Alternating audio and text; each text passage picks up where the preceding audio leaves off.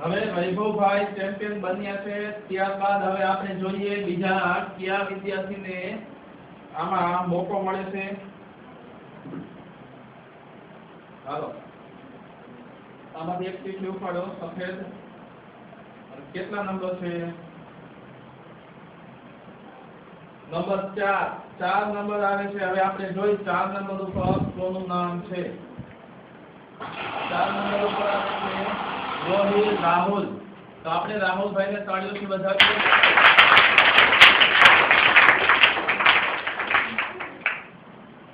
રાહુલભાઈ આમાંથી કોઈ પણ એક વિભાગની ચીઠી ઉપાડો. જે રાહુલભાઈને મળે છે જે વિભાગ. આ માઇક લઈ લો. હવે આપણે જે વિભાગના 12 પ્રશ્નો જોઈએ.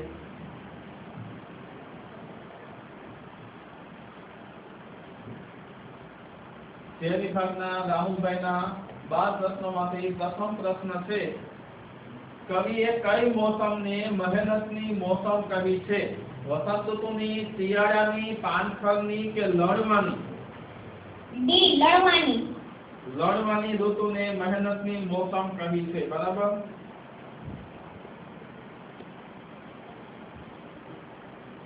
ડી ઉપર આપણે જોઈ. બરાબર છે, તમારો જવાબ સાચો છે. ત્યાર પછીનો આપણે બીજો પ્રશ્ન જોઈએ. મસ્જિદ કયા ધર્મના લોકોનું ધર્મસ્થાન છે? 4 ઓપ્શન છે.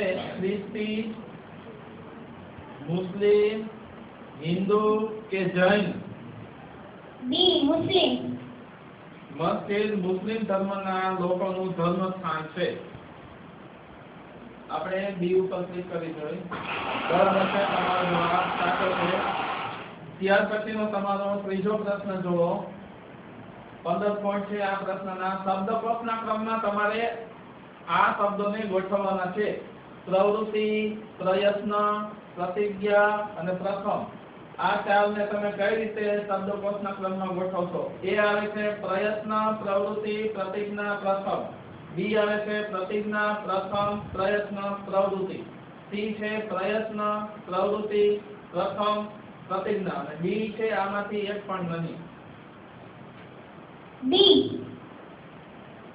બી પ્રતિજ્ઞા, પ્રથમ, પ્રયત્ન અને પ્રવૃત્તિ. બરાબર છે. બી કીધું કે ડી કીધું? બી.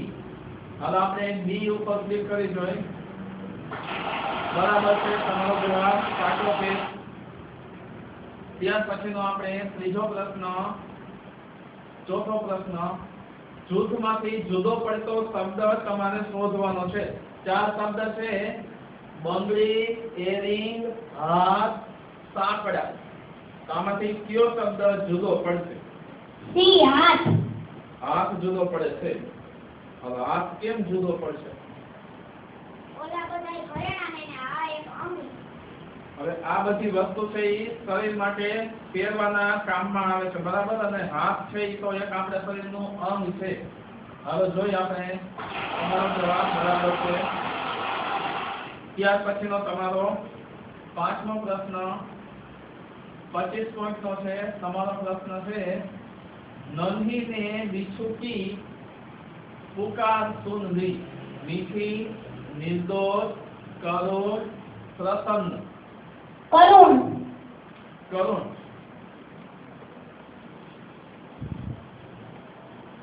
નિરાતે વિચારીને જવાબ આપો. કરુણ જ આવશે. નન્હી ને બિછુકી કરુણ પુકાર સુન રી. એમ જ આવશે ને? હાલો, બરાબર છે, તમારો જવાબ સાચો છે. ત્યાર પછીનો તમારો પ્રશ્ન,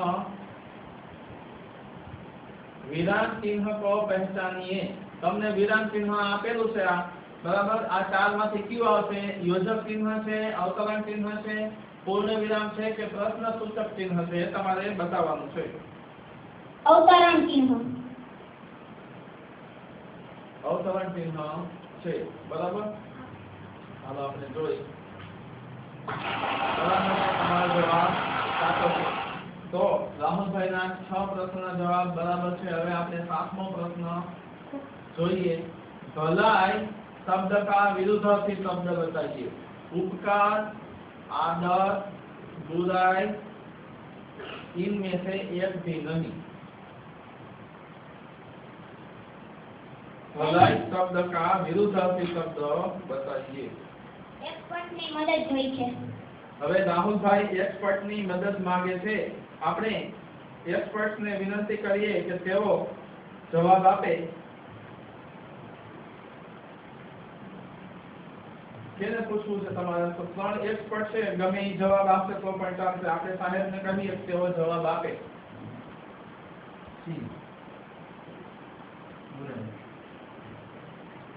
હવે ચેતન સાહેબ સી જવાબ આપે છે, બરાબર?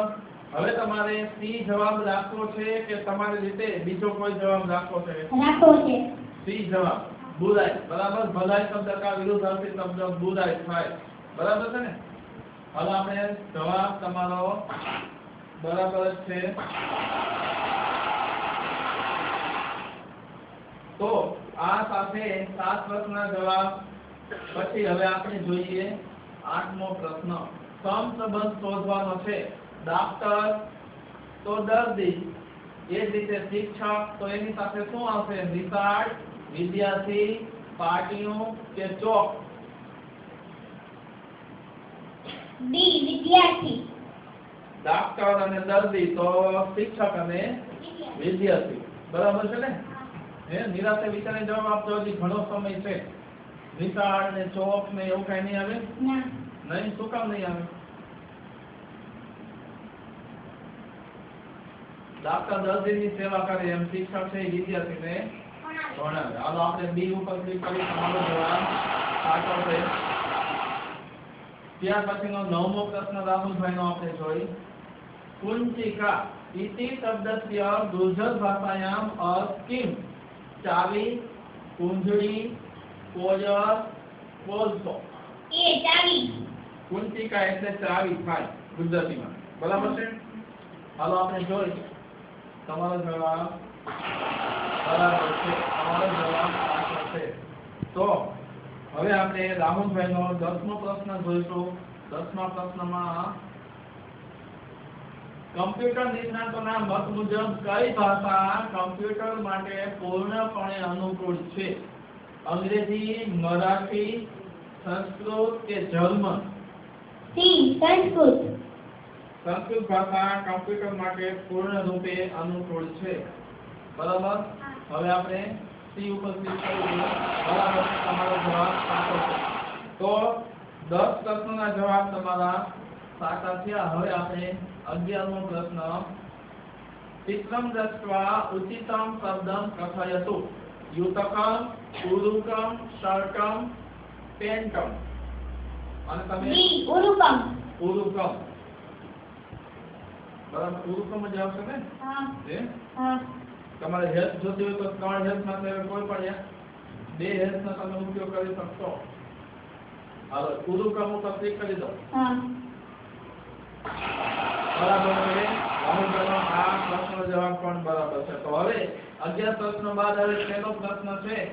12મા પ્રશ્નમાં જોઈએ રાહુલભાઈ સાચો જવાબ આપશે તો ચેમ્પિયન બનશે। હવે તમારે આ બે હૂબ આકૃતિ શોધવાની છે।